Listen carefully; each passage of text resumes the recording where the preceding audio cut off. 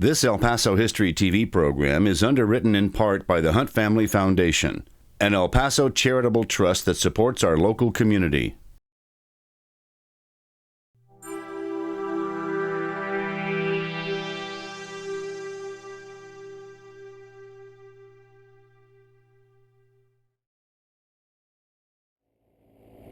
One of the most historic places in the United States is in El Paso, Texas, on the border with Mexico. The border wall now dominates the area, which is where Spanish Conquistador Don Juan de Onate crossed the Rio Grande in May of 1598, with hundreds of people, thousands of livestock, and 88 carts piled high with goods into what is now the United States. There is so much history on this piece of property that I cannot even begin to tell you. The first horse in America came across here. This is the first place where the first real settlers ever came to America. This historic caravan traveled to the Santa Fe, New Mexico area and colonized the Pueblo Indians. This large Onate expedition named this river ford El Paso del Rio del Norte, and that is how El Paso, Texas got its name. The road created by Onate was America's first Camino Real, or Royal Highway of the King of Spain. By the 1850s, this trail also became known as the Santa Fe to Chihuahua Trail. A man named Simeon Hart decided to build a grain mill and his home here. The U.S. Army, later in the 1800s, built Fort Bliss here, and some of the barracks remain. El Paso County Historical Commission Chairman Bernie Sargent talked about the history. In 1598, Onate crossed just a few feet from where we're at right now to begin his exploration of what we now know as the Southwest United States. And it's for that reason it's known as Onate's Crossing, Hart's Mill.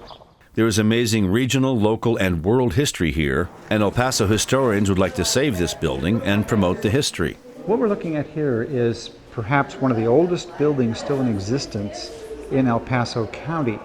And it stems back all the way to the 1850s when Simeon Hart moved from New York to come down here and open up his business producing flour, wheat, processing wheat, and so on, which he in turn supplied all the way from San Antonio going westbound up into Tucson and Phoenix area.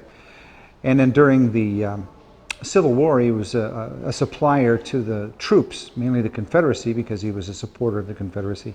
The Hart home became a restaurant, which is now closed.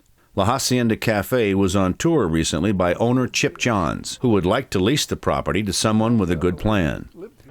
I would love to see this be part of a major steakhouse operation, something major. When I say major, something quality. And so, and if it doesn't do that, well, fortunately for me, I've been fortunate enough to, with my life, to I'll just leave the damn things closed. The idea here is to get the funding to do a full-blown archaeological survey of the land below the parking lot as well as over at the monument where the historic markers are. And then ultimately to see if we can find a means by which we can procure this particular property and restore it in perpetuity so people of all ages going into the future can enjoy the history that really makes up the Southwest, and it's right here at Hart's Mill. Our group, El Paso County Historical Commission, is diligently working to save this as well as other facilities or buildings throughout the county. But this one's very, very important to us because it is vacant. It's been unused for about 5 years now, and we're hoping to garner some interest in the public to look at reopening the building, if not as a restaurant, perhaps a visitor center. A multitude of different things this property could be used for. But the Commission is kind of leading the charge on this whole project. If you're interested in learning more about this historic place, please contact Bernie Sargent. Call him at 915-581-7920. This is Jackson Polk reporting for the El Paso History TV channel on YouTube. This El Paso History TV program is underwritten in part by the Hunt Family Foundation, an El Paso charitable trust that supports our local community.